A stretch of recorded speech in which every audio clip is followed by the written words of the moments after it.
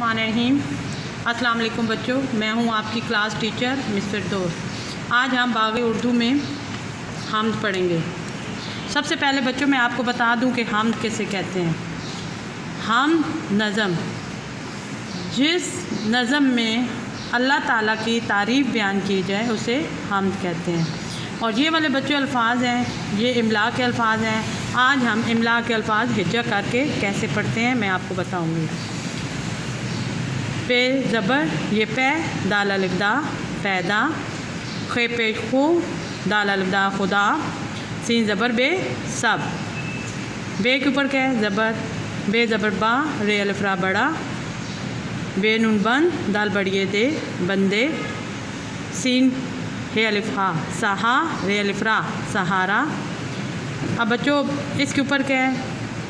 ये तजदीद कहलाती है। तजदीद वो अलामत है जिससे 2 मरतबा पढ़ा जाता है अल्फाज को। अब ये चे 1 मरतबा है तो इसके ऊपर तजदीद है, तो इसी वजह से ये 2 मरतबा पढ़ेंगे। बेचे बद, चे वाव चों, बच्चों।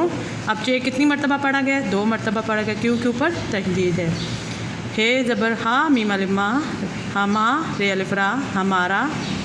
अब चे के ऊपर भी क्या है? तजदीद है। सीन चे सत, चे अलिफ चा, सच्चा। तो बच्चों ये इमला के अल्फाज आप घर में प्रैक्टिस करें, हिज्जा करें, ताकि आपको अच्छी तरीके से याद हो जाएं। अब मिलते हैं हम अगली वीडियो में।